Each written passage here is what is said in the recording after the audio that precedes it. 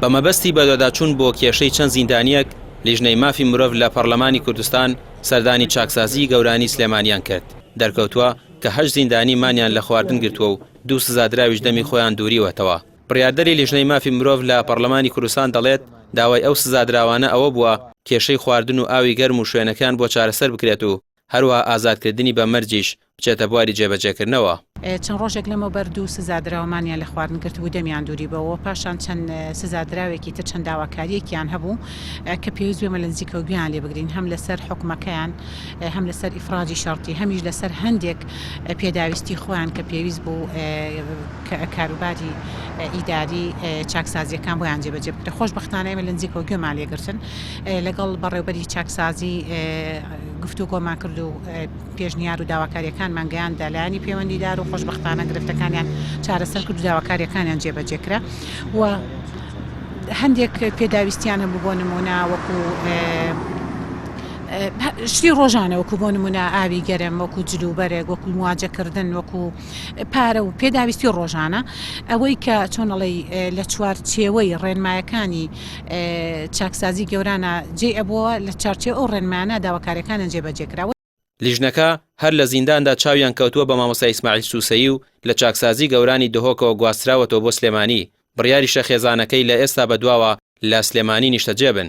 مامۆستا ئیسماعیل سوسەیی 12 ساڵ حکم دراوە دواتر لە چاکسازی هەولێرەوە گواستراوەتەوە بۆ دهۆک. مامۆستا ئیسماعیل سوسەیی پێشتر ڕایگەیاندبوو کە دامپیانانەکانی لەژێر هەڕەشە و ئەشکەنجەدا لێوەرگیراوە و پاشان لەسەری سزا دراوە.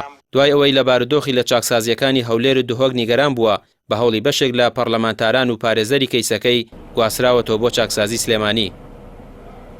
هەر دوابەدوای سەردانیکردنی هەر 8 سزادراوەکەی گەورانی سلێمانی چامان بەڕێز مامۆستا ئیسماعیل سوسەیی کەوت کە ڕۆژی پێشوو لە دهۆکەوە گەڕێنرابەوە بۆ چاکسازی گەورانی سلێمانی کە لەسەر تەڵەبی خۆی هاتۆتەوە سلێمانی.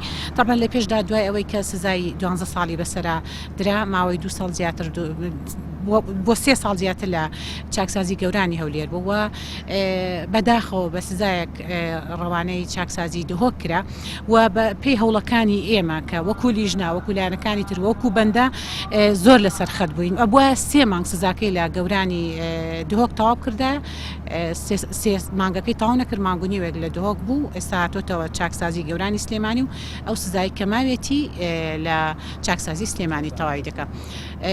خێزانەکانی طبعا خۆشحاڵن لەوەی کە مامۆستا گەڕێنراوەتەوە چاکسازی گەورانی سلێمانی پێچێ لەبەر ئەوەی کە بەردەوام مواجهکردن و سەردانیکردنی خێزانەکانی بۆ مامۆستا پێچێ بارگرانی بێ لە هەولێرە بۆ ئێرە پێچێ بە تەواتی ماڵ و خێزانیشیان بێنە شاری سلێمانی لێرە نیشتەجێ بن.